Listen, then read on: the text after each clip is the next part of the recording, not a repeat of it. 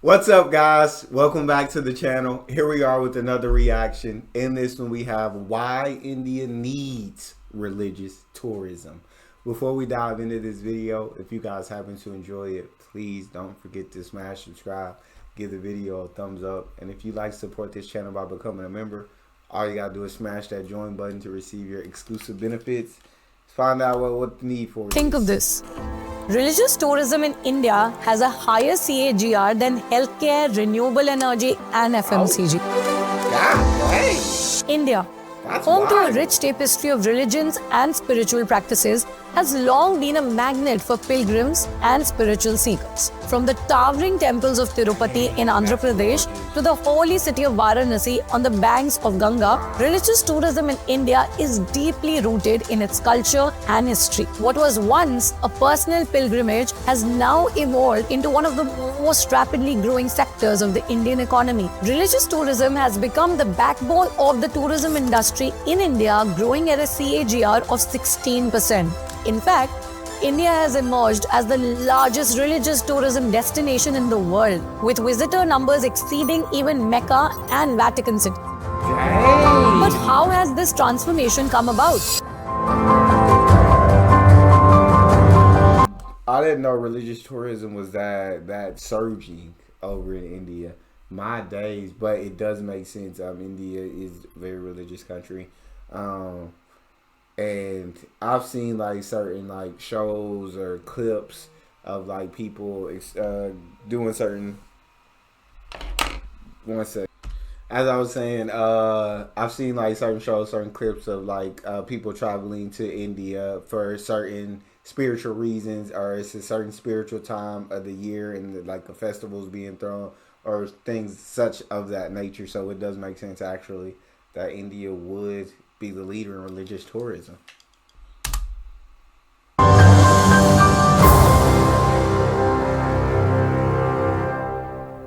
Religious tourism in India is not a new phenomenon. It dates back centuries. Ancient pilgrim routes such as the Char Dham Yatra and the Kailash Mansarovar Yatra have been integral to India's spiritual fabric. Pilgrims from across the country have been making these arduous journeys for centuries, braving difficult terrain and harsh weather conditions to pay their respects to deities at temples, ghats and ashrams. The Char Dham Yatra, which includes visits to the sacred shrines of Badrinath, Kedarnath, Yamunotri and Gangotri, continues to attract millions of devotees annually. Similarly, Vaishno Devi in Jammu and Kashmir welcomes around 8 million visitors every year, while the Tirupati Balaji temple sees an astounding 25 million pilgrims. These religious hubs have not only served as spiritual centers but also as focal points for trade, commerce and community activities throughout India's history.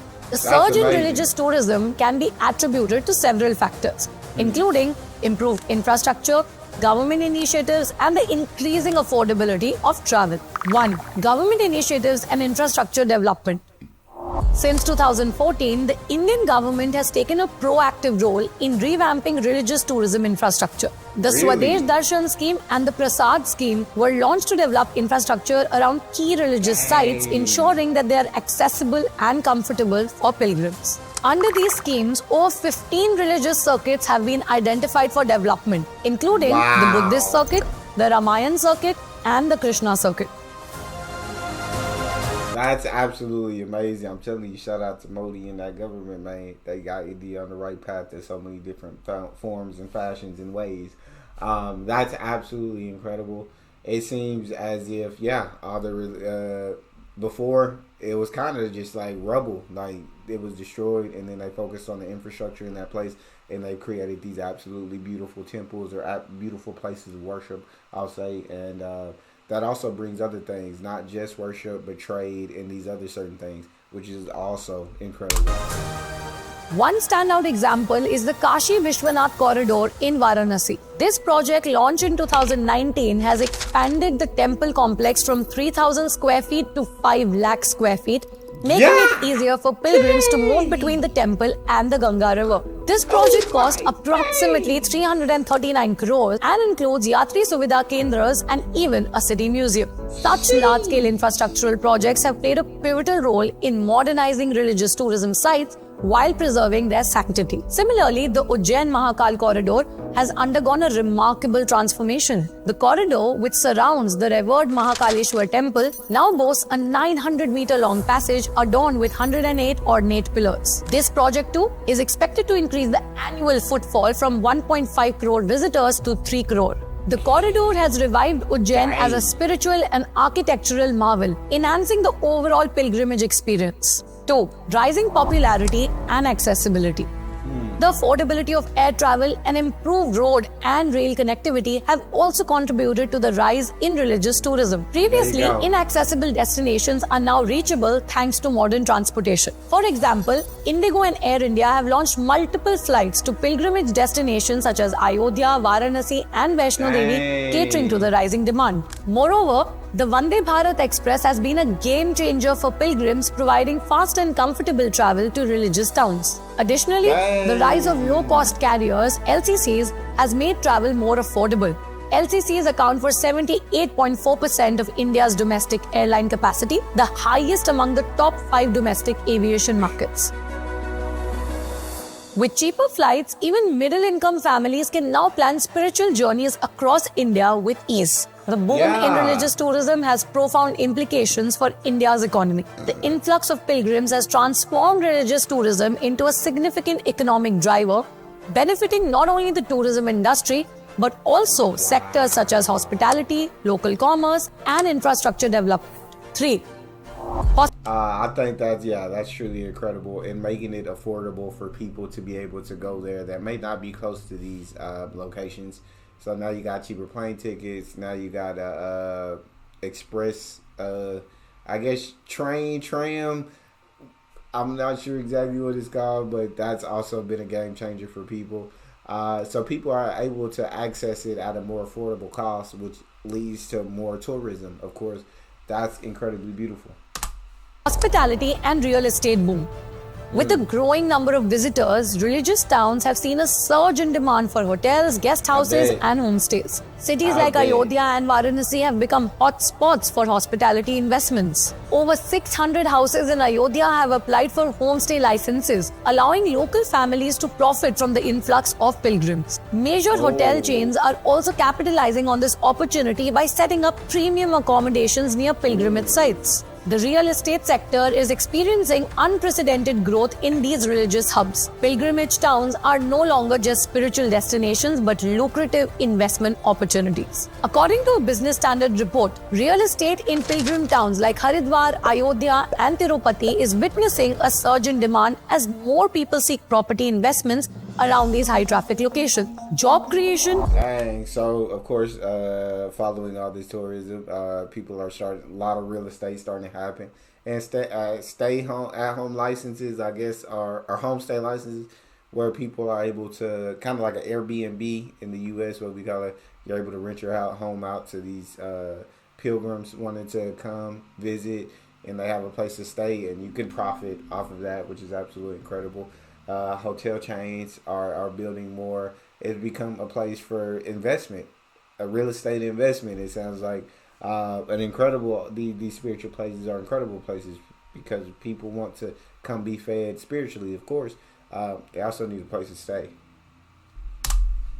And local commerce. The rise in religious tourism has led to significant job creation in various sectors. According to industry data, there has been a 34.18% growth in employment within the tourism and hospitality sectors in these regions. Unskilled and low-skilled workers, such as local vendors, auto rickshaw drivers, and shopkeepers have also benefited immensely from the growing influx of tourists. Local businesses have flourished around pilgrimage sites. In Varanasi, where the number of annual visitors has reached over 13 crores, local establishments have reported income increase of up to 65%. This growth is directly linked to the increased spending power of pilgrims, who not only visit temples but also shop for religious artifacts, handicrafts, and other locally produced goods. Rural and cultural tourism.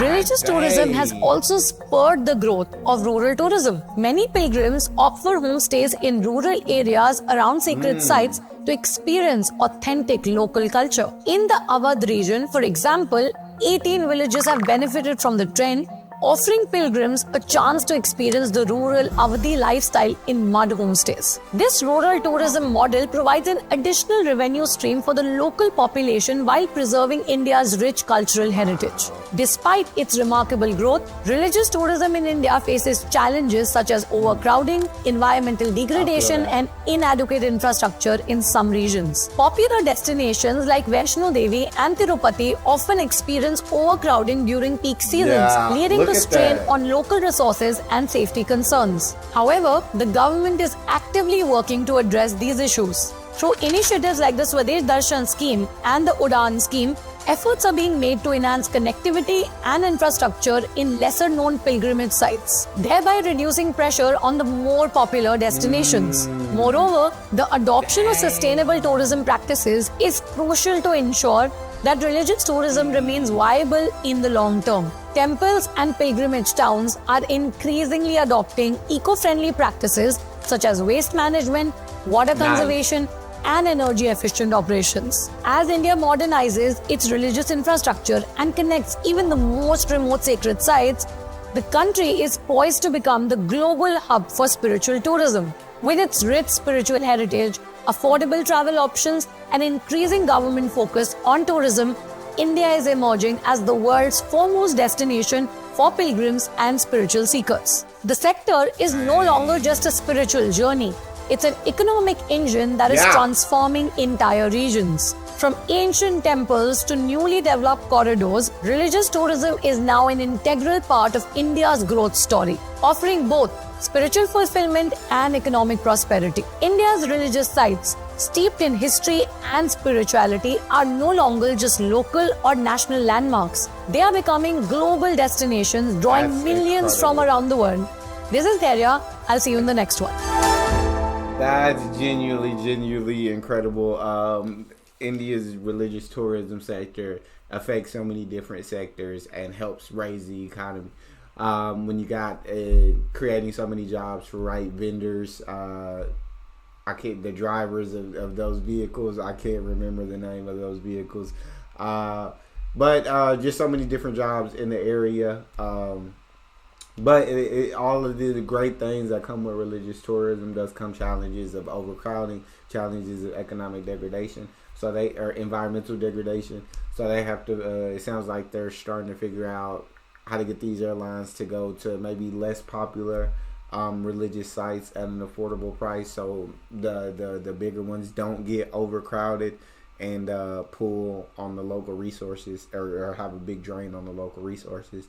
But overall, it sounds like religious tourism is an absolutely booming sector in India, and it is helping bring up so many different sectors in those locations. So y'all talk to me in the comment section. How do y'all feel? If you enjoyed that, please don't forget to subscribe, give the video a thumbs up. Check out the next one. I'll see y'all next time.